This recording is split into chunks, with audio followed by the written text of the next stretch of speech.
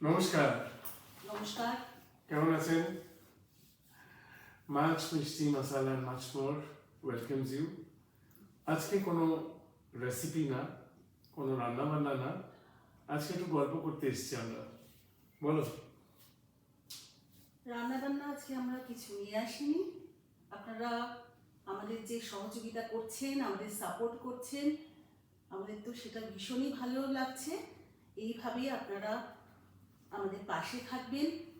আপনাদের সাপোর্টটা আমাদের ভীষণ দরকারি, না হলে আমরা এগিয়ে যেতে পারবো না। আমরা রান্না বান্না শিখছি, আমি এখনো শিখছি।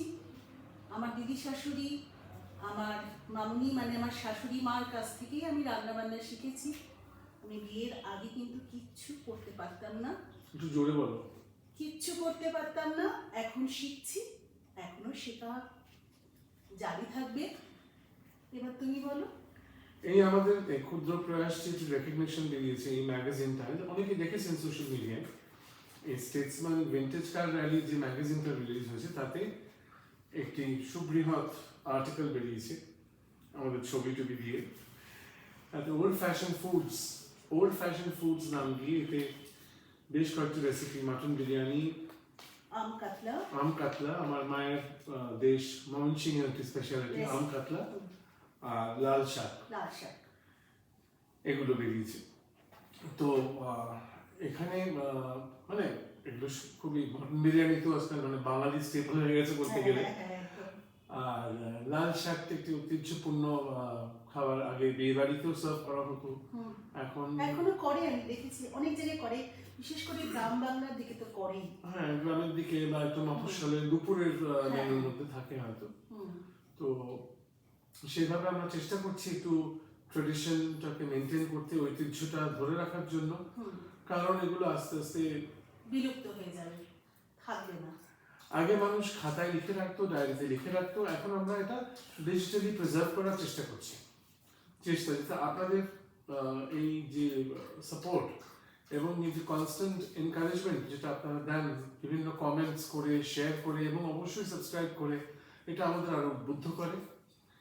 এবং এখানে দু একটা কথা বলার ছিল আমার, মানে আমি তো রাঁধুনি নই, আমি খাদ্যরসিক, খেতে ভালোবাসি, দু এক পদ রান্না করতে পারি সেটা অন্য ব্যাপার, কিন্তু she is an expert. Expert কিছু না, আমি এক্সপার্ট না, শিখছি। যেটুকুনি ওনারা আমাকে শিখিয়ে গেছেন আমি সেটাই করার চেষ্টা করেছি, ওনাদের অনুসরণ করছি, সেটা আমি এখনো শিখছি। আর শিখছি তো তোমার কাছ থেকেও। হ্যাঁ, আমরা সবাই সবসময় শিখছি, শেখাটা একটা কন্টিনিউয়াস প্রসেস অফ রেভলিউশন। এখন এখানে যদি কেউ ভাবে আমি অনেক কিছু জানি, এই যে আমি অনেক কিছু জানি এই মনোভাবটা এলে পরে কিন্তু শেখার প্রক্রিয়াটা একদম বন্ধ হয়ে যায়, ইট স্টপস, তখন আর অ্যাবজর্পশন পাওয়ার থাকে না কোনো, ঠিক কি না? একদম ঠিক কথা।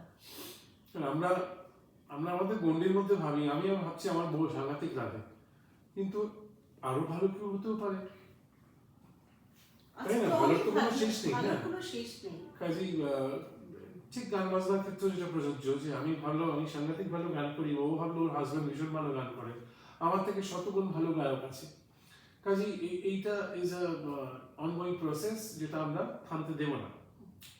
আমার কয়েকটা ব্যাপার একটু বক্তব্য আছে, যে আমি যেহেতু বাঙাল, ও ঘটি, কিন্তু ও বাঙালদের সমস্ত রান্না এবং খাওয়া শি হ্যাজ কি বলবো, বলো করায়ত্ত হয়ে গেছে, মানে আমি এখন সেগুলো ভালোবাসি, মানে সেই রসটা আস্বাদন করতে পেরেছো বলেই তুমি সেটা ভালোবাসি, রান্না করতে পারি।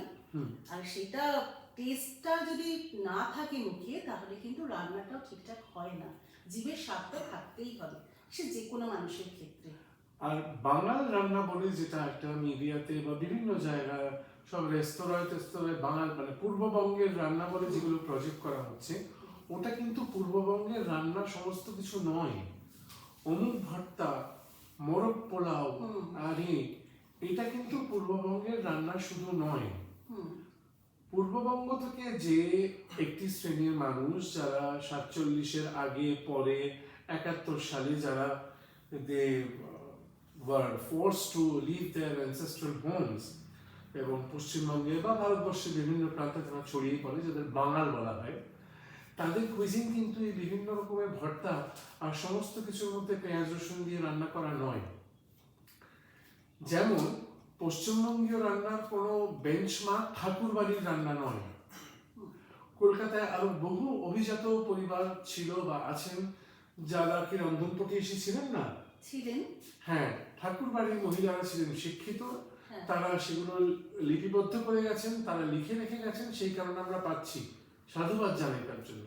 কিন্তু তার মানে এই নয় যে ঘটি রান্না বা কলকাতার রান্না বা পশ্চিমবঙ্গের রান্না the be all and end all is Thakur বাড়ির রান্না, না, মানতে পারলাম না। ঠিক যেমন বাঙাল রান্না বলতে বা পূর্ববঙ্গের রান্না বলতে মোরগ পোলাও বা বিভিন্ন ভর্তা বোঝায় না, বা যেটাই রান্না হলো তার মধ্যে পেঁয়াজ রসুন দিয়ে দিল, পেঁয়াজ রসুন, হ্যাঁ, তা কিন্তু নয়। তার বাইরে অনেক কিছু, বিকজ আমাদের খাবার কিন্তু আমাদের আইডেন্টিটি, আমরা কি খাচ্ছি।